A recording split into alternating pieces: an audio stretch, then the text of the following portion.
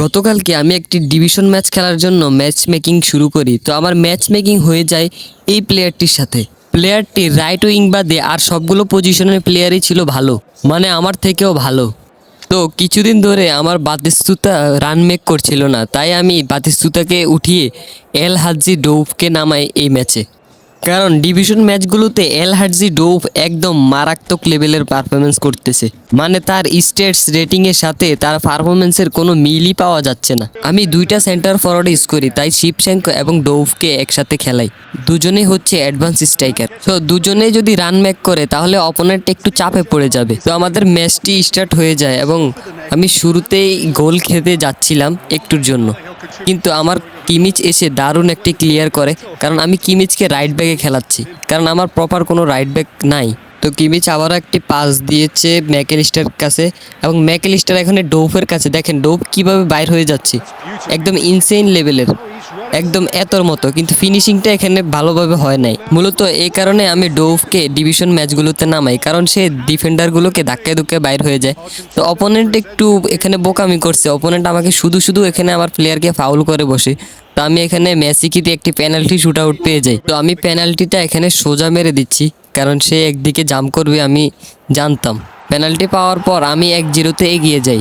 তো আবারও খেলা শুরু হয়। দেখতে দেখতে এখানে আমি পাসিং করতেছিলাম, এখানে তার জিকো একটি বল বাইর করে দেয় নিকো গঞ্জালেজের কাছে। গঞ্জালেজ সেখানে পাস বাড়ায়, কিন্তু আবারও আমার কিমিচ আমাকে বাঁচিয়ে দেয়। প্রথম কয়েকদিন কিমিচকে রাইট ব্যাক খেলিয়ে হতাশ হই, কিন্তু তার এমন পারফরমেন্স আমাকে সত্যি অবাক করে। অনেকক্ষণ অপোনেন্ট আমাকে একটু চাপে রাখে, তো আমি এখানে বল পেয়ে যাই এবং একটি থ্রো দিলে আমার ডৌফ এগিয়ে আসে, কিন্তু এখানে থাকার কথা ছিল শিবশেঙ্কো। অপোনেন্টের পিটার চেক এখানে একটি ভুল পাস দেয়। তো আমার প্লেয়ারগুলো পাসিং করছিল মেসি থেকে শিবশেঙ্কো, শিবশেঙ্কো থেকে ডৌফ কীভাবে সুন্দরভাবে বাইর হয়ে গেছে এবং একটি কার্ল ইজি গোল। এই জন্যই ডৌফরে আমার ভালো লাগে, কারণ সে রান মেকগুলো করে অনেক ফাস্ট।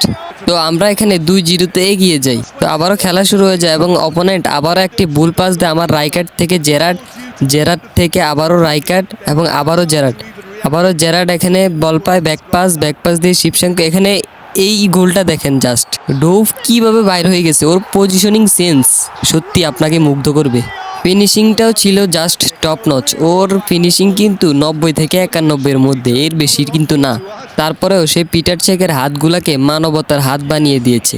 I like it. এখানে আন্দ্রেস শিবশেঙ্কো একটি বল পায় এবং এই থ্রো পাসটাও ছিল জাস্ট টপ নচ।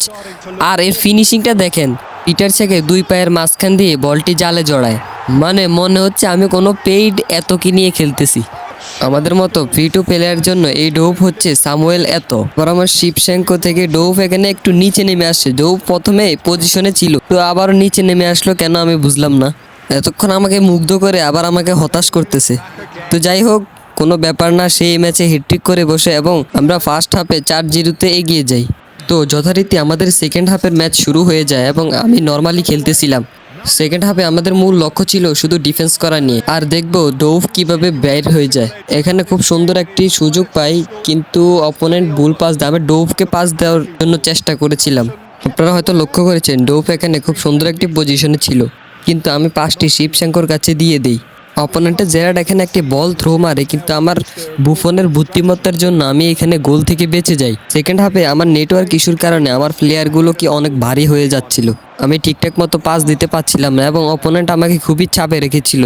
সে ডিফেন্স এক লেভেল বাড়িয়ে দিচ্ছিল। আমার যদি ঠিকঠাক মতো পাসিংগুলো হতো আমি আরও অনেকগুলো অ্যাটাক দিতে পারতাম, কিন্তু নেটওয়ার্কের কারণে আমি অপোনেন্টের কাছ থেকে অনেকগুলো অ্যাটাকের শিকার হই এবং অপোনেন্ট আমাকে এখানে একটি গোল দিয়ে দেয়। তো আমার ডিফেন্ডার এখানে বল ক্লিয়ার করলে আমার ডৌফ এখানে একটি হেড দেয় এবং ডানি অলমা একটি থ্রো পাস দেয়।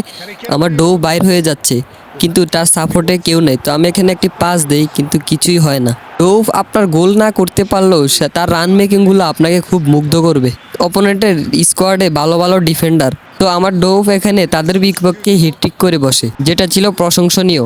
আমি শুধু ডৌফকে দিয়ে এক ম্যাচ খেলিয়ে এর রিভিউ করতেছি না, আমি প্রতিদিনও একে ডিভিশন ম্যাচগুলোতে খেলাই এবং তার পারফরমেন্স দেখে আমি অনেক মুগ্ধ হই। তো আপনাদের যদি ডৌফ থাকে তাহলে অবশ্যই তাকে মাঠে নামাবেন। মাঠে নামিয়ে দেখেন সে কি করে, তাকে সাইডে বেঞ্চে বসিয়ে রাখবেন না। বিশেষ করে তাকে সেকেন্ড হাফে নামানোর চেষ্টা করবেন, কারণ ডিফেন্ডারগুলো একটু জিমিয়ে যায় সেকেন্ড হাফে। তো সে খুব ইজিলি ভাবে বেরিয়ে যাবে এবং আপনাকে গোল ব্যবধানে এগিয়ে দিতে পারবে। তো দেখতে দেখতে ম্যাচটি এখানে শেষ হয় এবং আমরা 4-2 গোলে জিতে যাই এবং আমার ডৌফ ছিল ম্যান অফ দ্য ম্যাচ। তো ইয়াপ গাইস, ভিডিওটি ভালো লাগলে একটি লাইক করে দিবেন, চ্যানেল নতুন হলে একটি সাবস্ক্রাইব করে দিবেন এবং বেল আইকনটি প্রেস করে দিবেন। আজ এ পর্যন্তই, ধন্যবাদ সবাইকে।